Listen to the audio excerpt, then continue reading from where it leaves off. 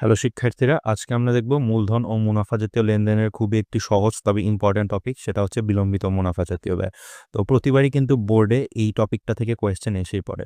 তো সবার আগেই বোঝার চেষ্টা করব আমরা বিলম্বিত মুনাফা জাতীয় ব্যয়টা হচ্ছে এমন ধরনের ব্যয় যেটা হচ্ছে নেচার ওয়াইজ অর বৈশিষ্ট্য ওয়াইজ একটি মুনাফা জাতীয় ব্যয়, তবে এগুলো হচ্ছে কোনো সম্পদ অর্জনে হেল্প করে না, রেদার এগুলো হচ্ছে আমাদের দীর্ঘমেয়াদী সুবিধা প্রদান করে। যেমন আমরা যদি নতুন পণ্যের গবেষণা দেখি, এটা কিন্তু তোমাকে কোনো সম্পদ দিচ্ছে না, তবে এই গবেষণার মাধ্যমে তুমি যেই এন্ড রেজাল্টটা পাচ্ছ এটা তোমাকে দীর্ঘদিন সুবিধা দিয়ে যাবে। তো বিলম্বিত মুনাফার জন্য এই ৪টি ব্যয় যদি তোমরা দেখে থাকো, সেই ৪টি চোখ বন্ধ করে বসিয়ে দিতে পারো। যার মধ্যে প্রাথমিক খরচটা হচ্ছে একটা ইনিশিয়াল, একটা কোম্পানি স্টার্ট করার সময় যে ইনিশিয়াল কস্টগুলো হয়, যেমন আইনি খরচ হতে পারে, ডকুমেন্টেশন কস্ট হতে পারে সেগুলো, তবে কোয়েশ্চেনে প্রাথমিক খরচ বলেই বলা থাকবে।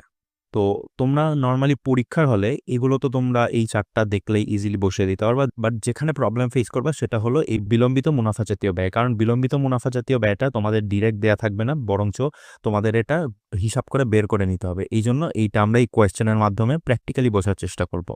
তো তোমরা যদি কোয়েশ্চেনটা দেখো, এখানে মার্চের ৭ তারিখ বলা হয়েছে বিজ্ঞাপন খরচ ৫০,০০০ টাকা, যেটা কিন্তু ৫ বছরের জন্য। তো এইখানে কিন্তু ঝামেলা আছে। অর্থাৎ এই যে ৫ বছরের টাকাটা আছে, ৫ বছরের মধ্যে ৪ বছরের যেই টাকাটা এইটা হচ্ছে অগ্রিম, আর বাকি যে ১ বছরের টাকাটা আছে সেই ১ বছরের টাকাটা ২০২১ সালের জন্য। তো এখন আমরা কিভাবে ভাগ করব, কিভাবে কি করব, এটা আসলে আমরা একটু দেখি। এখানে দেখতে পাচ্ছ আমি ৫০,০০০ টাকাকে ৪/৫ দিয়ে গুণ করেছি, সুতরাং এই যে ৪০,০০০ টাকাটা এটা হচ্ছে ৪ বছরের জন্য, মানে এই টাকাটা হচ্ছে আমার অগ্রিম টাকা। সুতরাং বিলম্বিত মুনাফা জাতীয় ব্যয় হচ্ছে এই অগ্রিম পার্টটা বসবে। তাহলে বিলম্বিত মুনাফা জাতীয় ব্যয় যাবে আমার ৪০,০০০ টাকা, এবং বাকি যেই ১০,০০০ টাকাটা থাকে যেটা এই বছরের জন্য খরচ করেছি, সেটা যাবে হচ্ছে আমার মুনাফা জাতীয় ব্যয় যদি আমাকে করতে বলে সেই ঘরে। তো আশা করি তোমরা বুঝতে পেরেছো। ধন্যবাদ।